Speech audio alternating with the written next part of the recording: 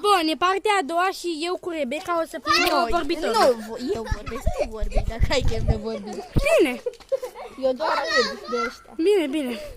Deci, doamne Albert, Aian cu David se bat într-o luptă nemaipomenită.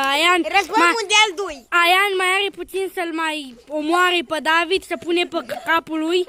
David intervine nervos, Aian îi dă un picior, David îl ia în brațe să... cum se numește?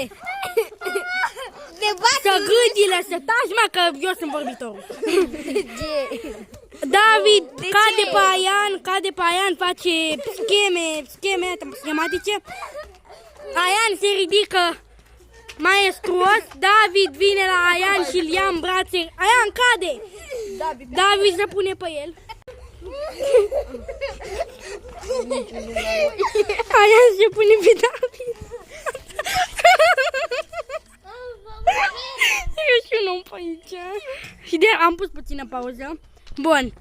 Ei doi aici sunt nervoși. Aian vrea să intervină, David nu știu ce face, face ca maimuța. Aian îi dă un picior, David vrea să-l împingă pe Aian pe scări să cadă, să-și spargă capul. David îl ia în brațe, se iau în brațe, nu știu ce fac acolo. David îi pune mâna pe meclă, pe Aian. Acum Aian se pune pe...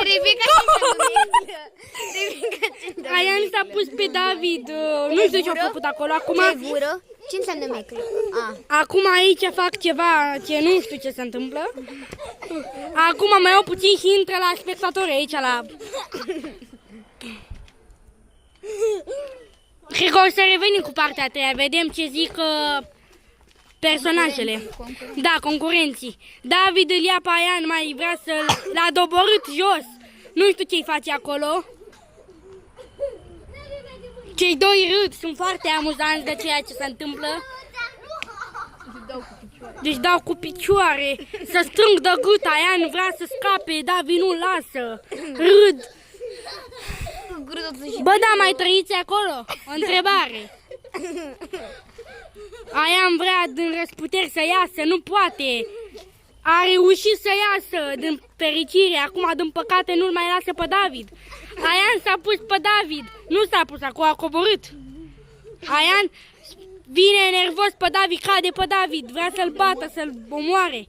Ia uitați-vă, doamnelor și domnilor, ce se întâmplă aici. Aian vrea să-i dea un picior, i-a dat un picior, acum David e nervos, e și mai nervos decât e. Vrea să mănânce o floare, dar nu știe cum.